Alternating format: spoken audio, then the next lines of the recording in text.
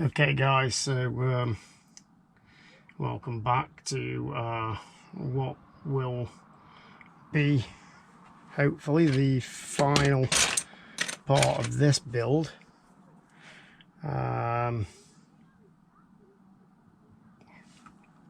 So the reason it's taken so long is because we have had to order a couple of parts for the build because we were a couple of pieces missing. So what we didn't want to do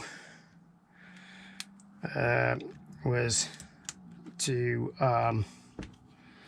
get to a stage on the build where we needed certain parts and we weren't able to put them on. So that part is a bit faded, so I'm going to change it with this part here, because that bit there we are not going to see. So we'll put that there, and we'll go with these ones on the top. And then some of these pieces we have had in the UV box, and I've noticed that that one and some of them have become slightly lighter, so it's better than it was, but it is still a little bit of a mismatch with colours, to be honest, and unfortunately I think that's going to be a little something I'm going to have to live with, but it is in far better condition than we went. Now there's a chimney stack on this, and this is part of the parts we've had to order. Now we've got these parts as usual through Bricklink. The parts themselves are very inexpensive. What is expensive, and I've said before with Bricklink, is the shipping. So we've ordered around 6 parts for this build, and in itself the parts, and I got extra ones as well at the same time, were literally about, when all said and done, no more than 50 pence for all the parts we ordered. However, the postage and packing was £7.50 for 50 pence worth of parts. So that is the bit you need to look out for. Now these here, we put those in the UV box, and you can see that they're still yellowy in colour. I wasn't overly impressed with them, so I did order some. And as normal, when I order some of these parts, I always order a few spares. These again from Bricklink. I think I ordered 6 of these altogether, because I've got a couple of other projects that require them. And if you just look at the difference there between the clear ones and the faded ones, it's a massive difference that it's going to make to the front of the excavator. And they just clip together like this to make the headlights at the front. yeah, so with Bricklink, again, as I was saying, less than 50 pence for all the parts I ordered, but £7.50 for the postage and packing. So if anybody knows of a way to keep that postage and packing down, then please definitely give me a shout and let me know, because for me that's the only sort of issue with Bricklink and using Bricklink, is the fact that the parts that you order cost so much.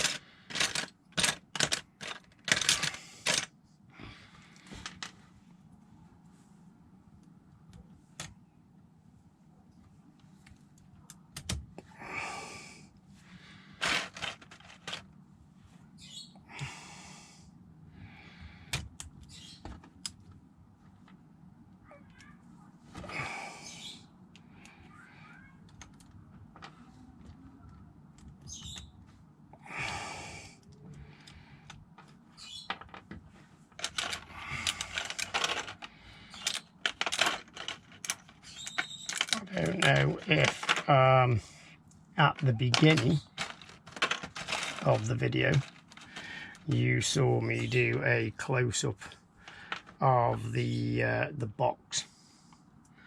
If you did, you will have noticed that I pointed out this up here. That's the original price, £19.60, that my parents would have paid back when this came out. So it's nice to see that it's still on there after all these years. I'll just turn that around and do the same on the other side.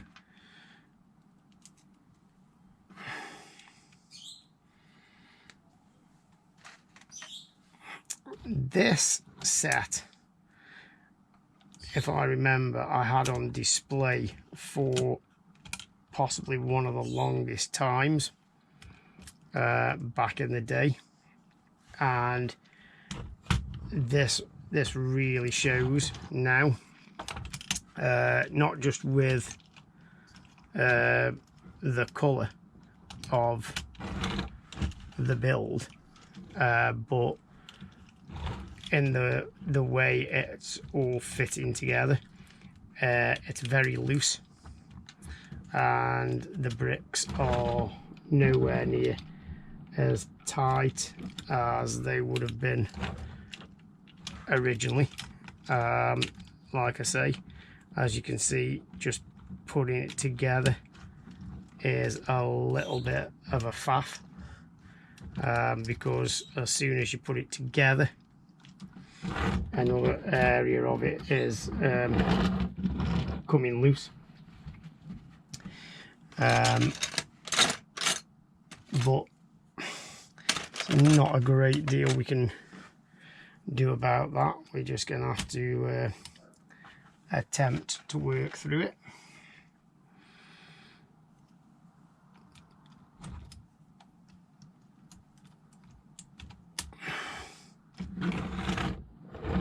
All this, how the excavator works, and we've inserted those into the wrong area, so that needs to be there, that needs to be the other side, but that's quickly rectified. And we will do the same on the other side.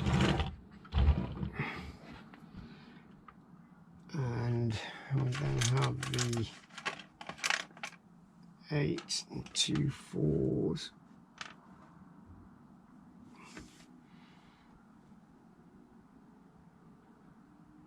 Yeah, that's 6 of those.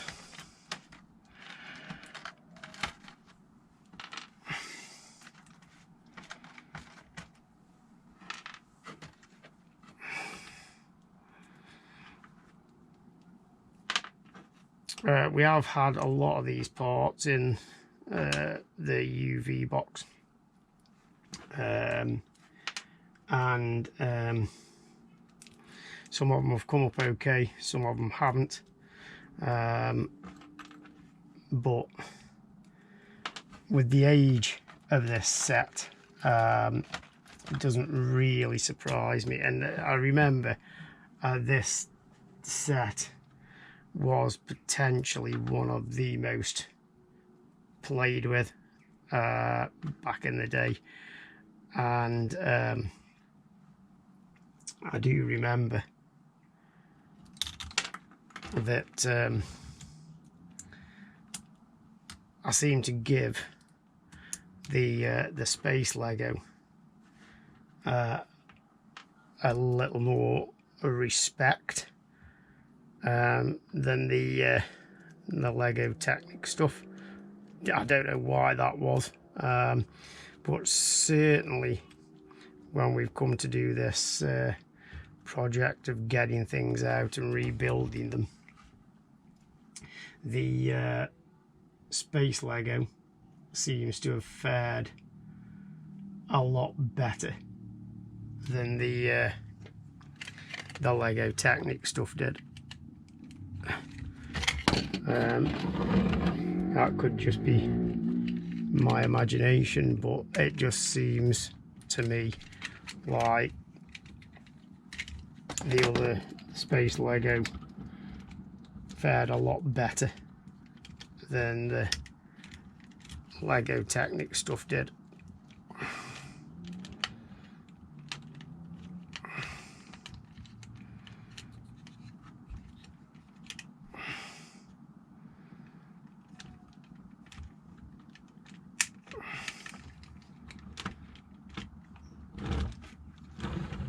Now let's see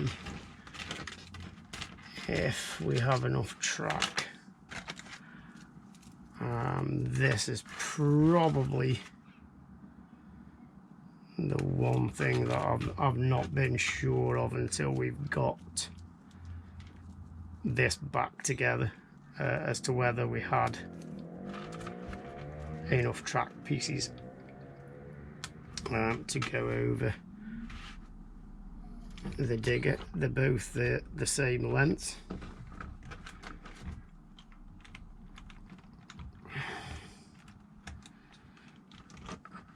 And okay,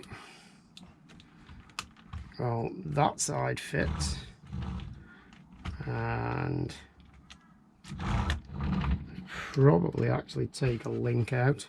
There might even be a couple of spare links here.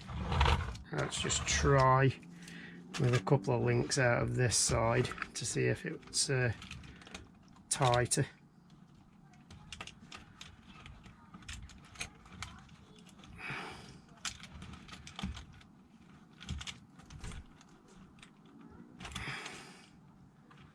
Let's just take that off while we get that over.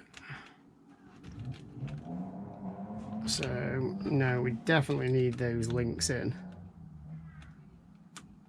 so it can reach. But that side seems a lot tighter for some reason than the other side.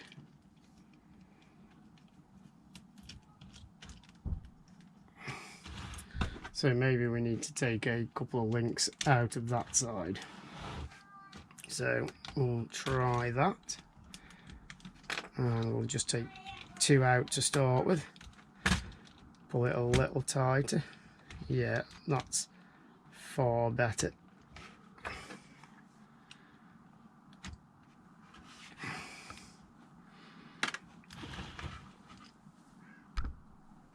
and there we have it. So we move the excavator by tipping the bucket by operating the 2 steering wheels at the back, and this one here will drop the excavator down. Oh, we've had a bit of a calamity there where the outriggers have pulled out.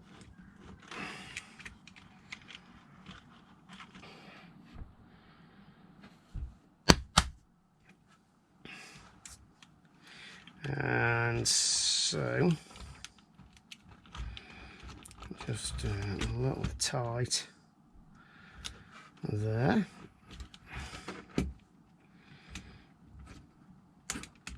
It's not quite around the track.